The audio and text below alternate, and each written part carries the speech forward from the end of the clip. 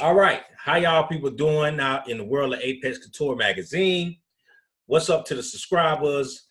We are back with another dope interview. Before we get started, I want to make sure y'all go online to the site, grab y'all hard copy of the Darren Henson issue. A lot of good stuff on the inside here. You know, hit the like button, subscribe, all that stuff that the YouTubers be saying. So we have the beautiful Miss. Please tell them who you are. Hello, my name is Kaisha Lee. I'm a singer-songwriter, performer, and yes, I'm happy to be here. Okay, cool. So she has a new single, which I just heard, and it's entitled "My Love Is Rare," right? Yes. This song, I had it. It's like in your face, and it's more of like a ballad type of issue. So, first of all, I want to say that even though this is such a unique sound, I was getting some Anita Baker-ish vibes. Like you was going there. Yeah, like you never heard that before? No, thank you very much. That's a big compliment. Wow. I want to understand, because what's going to happen, guys, you're going to have the single will be embedded in the article for you to listen to. And then once you listen to it, you'll see why I'm reacting to it the way that I am. So talk to us about this song. What inspired it? Who's behind it with you? Whatever. I wrote this song after a breakup. I was in a very serious relationship, and I put my everything into this relationship, expecting to, have that reciprocated, as I say in the song. And it wasn't even that the person meant to be negative. This person was not a bad person. There just wasn't, as a woman, I required more attention to me and to the relationship. And I felt like I was in it alone. And so that's what birthed the words, "My love is rare," because while he was following his dreams, I was there every step of the way to make sure that everything he needed, he had all the support and love he needed, he had, and it just didn't seem to be appreciated and didn't seem to be enough. And that's why I said my love is rare, because not everybody finds that in people, where they will give you their everything. People are giving you half of themselves because they're preserving for themselves, which honestly, I'm like, that's not a bad idea, Yeah, but, after the experience. Yeah, but it is a rare thing for someone to give all of their love to you, and that's what I was saying in the song.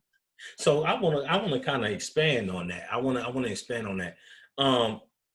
What is it what drove you to be this way? Is that something that you just have in your background of being, because I know you're Jamaican, right? Yes. So is that something that just like as growing up with a two-parent household, or your grandparents, or something that you've seen growing up that would make you give yourself like that in a relationship? Yeah, absolutely. My parents, they're together. My mother, she does give her all to my father. And to me, I guess I would say there is no other way to do it. If we're in this, we're in this, right? And so that's naturally how I am. I think I'm like that in friendships too. I just feel like if you're down for someone, you're down for somebody, and I don't hold back, and I'm not expecting the negative first, and I'm not expecting not to be appreciated, because I know I do love and appreciate the few people who I have close around me. Okay. Now listen, I love all of that, and I can relate to it. But this is getting good. Is what I like about this conversation today. That's not received as well or appreciated. So how do we navigate, or how do we want to try to give some advice, or find a way through this thing, because these days it's not really reciprocated And I don't think that people know how to receive it because of the way society is with social media and with music. Sex is just right there. Like when Luther was singing, there were metaphors. Freddie Jackson, you knew what he was talking about, but he didn't just come out and say it. Now it's just like straight on your face. You know what I'm saying? So it's not being. How do we navigate this, or you know, to the youth like that may be looking to do those type of things? How do they navigate through this era? Well, I'm not an expert. That's for sure. You know? That's for sure. But and I don't even know if I was supposed to be born in this era. That's another thing. But you know, I think in moving forward, I would be more guarded with myself. But I'm not gonna stop being me. You know what I mean? Exactly. I will attract the right person eventually. And you know, it's interesting because that person that this was written about, we are actually friends now. We're good friends. Wow. You know, although there can't be a relationship, there is a friendship. Yeah, that ain't and like I said, yeah, he's like I said, he wasn't a negative person, he wasn't a bad person. He actually is starting to see you know, some of the wrongs and where he could have made things work to the point where I wouldn't have walked away. So maybe it was just all a learning experience that he needed to go through at that time, and I need to go through for the future. So I know what I'm looking for. I know how to find, like, I don't think it's good to give all of yourself right away, you know? And I'm not talking about physical. I mean, like your emotional, your mental, your spirit, you know, just a little bit by little bit, see how they can handle you. And sometimes when you give people too much, they take advantage and maybe they don't even mean to, but they're just in there, you know? Like all you got, right? It's I'm sorry, go ahead. No, I was just saying it's about being balanced, you know, in your relationships and not diving in, which is just my lesson. Definitely that, because in my experience has always been the best teacher for me. So life experiences, when I was younger in my 20s and stuff, I did all the dirt I could do, which would help me figure out that I'm not a good liar. You know, I'm just not good at it. So now I just don't do it. You know, in a relationship, I'm just gonna be honest, keep it at home, because I tried it. But you know, these days, man, a lot of things I noticed that are celebrated. This whole side chick thing, you know, and I sound real lame saying it like that, like I didn't, you know, do those type of things. But now you have to, you know, those type of things that they make cool, like being a side chick or a side dude, and all this is like the forefront of our music. What is it? How is it? What is your target audience, if you have one, and how is it that you look to pierce through with your type of music? I do think that the younger generation is yearning for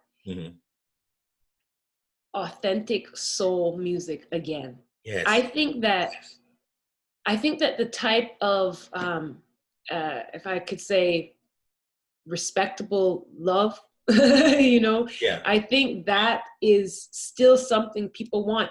I teach piano and voice, and I get some teenagers, and it's funny to me when they bring up 90s music, 80s music, and I'm like, what do you know about that?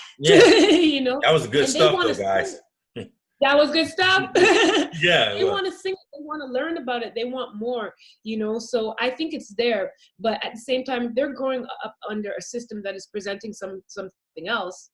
They're going to gravitate towards that. I mean, I still love the music of today, but yes, there is still that yearning to hear those, you know, the early Monica and the early Mary J. Blige, and you know what I mean? There's still that yearning, and young people still want it. So I think if people are presenting it, it's not that it will be overlooked. I think people will welcome it because they do want it. You know, they do want it, and I think I could speak to why they want it. Music is not just hearing; it's a feeling. You feel it. Yes. I'm gonna be honest. You know, they can call me an old head. They can say what they want to say. I don't love the music of today. You know, I find some. You know, I sift through, and I find artists that give me music I can feel. If I can't feel it, I don't care how good it sounds. And it really don't be sounding good to me. Like these. I'm sorry if I got to be that guy, but you know, I was just because I own a magazine, so I have to filter through, and it's like. You know, these guys, they ain't do, especially rappers, they ain't talking about doing nothing but drugs. That's all they doing. They just getting high and lean, pills, bands, and I'm having sex with your lady. That's all I hear on every song. So the thing is, there is nothing else to it. But I think they want it because even though they're being presented something, the music that they're being presented today, you can't feel it. There's no soul in this music. I don't care how you put it. There's no soul in it. And the music from the 80s and 90s, it had soul. Even with hip hop, like I can go back and listen to like when Wu-Tang first album and the 8 Ball and MJGs and the Outkast and that music. It's like I be coming to tears sometimes listening to it because I'm feeling it. So I try to talk with my kids about it and say, you know, when I hear what they're listening to, and I'm just like, wow, that just sounds so. Can you feel that? Oh, it sounds good. No, but can you feel it? So I think that's what I think that's what it's about. The feeling, and that's probably what they're looking for. I got that feeling from your song, and when you sit here and tell me that that was from a real life experience. That's where the feeling comes from. That's how the universe works. You see what I'm saying? Because you got to think, most of these rappers and most of these guys these days, they haven't experienced anything. They just come out the gate. Oh, I'm rich, popping bottle. They haven't. What happened to get to that? What happened? How did you get rich? You 17, dude. You know what I'm saying? Like, what did you do? So the authenticity is not there. So it's hard to feel it. So with me, you know, some of the music of today, I can bop to it for a day, maybe. That's all you're gonna get out of it. You know, so is that what you plan to bring, that feeling back, please? Yes. I do reggae as well. I've done a little bit of dancehall. I was thinking about it last week, and I was saying, well, you know what? Everything I do is soul music. Some of the greatest reggae is the greatest soul music I've ever known, you know? And I think who I am, I can't help it. I have to, like when I perform, I have to give the feeling. I have to be in it, or I feel like, you know, there's no point. Yeah, exactly. There was actually, I heard a quote from Sade the other day, and I was like, oh, yes, I resonate with that. She said she doesn't write unless she has something to say. And I thought, yeah, that's because, you know, that's when you have something to say, when you have a message, then exactly what you said, people will feel that. Right. Yes, so I like how you define that, because that just came full circle with what she said, you know? Yeah, you know, that's, I mean, I'm glad. And that's just really simple if you think about it. I don't write unless I have something to say. You know, so now, you know, we got a lot of artists that just babbling, you know, they're just making music to pass time. I think I've heard somebody say it's the background music for Instagram lives and stuff like that. You know, that's, I mean, it's just pastime music. And what I heard with your new single, and I'm listen, guys, you guys are gonna love this song. From what I heard, this is not pastime music. This is something that we can feel, and I truly appreciate it. Thank you. I hope that you keep doing this, because I just want to put you in everybody's face. That's what I'm gonna do. I'm gonna make sure. Yeah, you know. Is there an album in the works? There is. End of November, there will be album. I'm gonna do another single in June, and then I'm gonna take my time and lead up to that album. Absolutely. Wow. Any music videos you shooting or?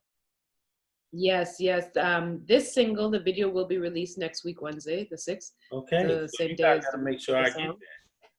Make sure Yes, absolutely. so that way we can stream it through the site, because we just gonna put it all in everybody's face. We have to take the music back. I understand the churn wanna, they wanna do, they like the little music, but we gotta give them something, man, because to me, what it looks like is there's an emptiness. If the music had there's an emptiness, and they're doing a lot of repetitive things.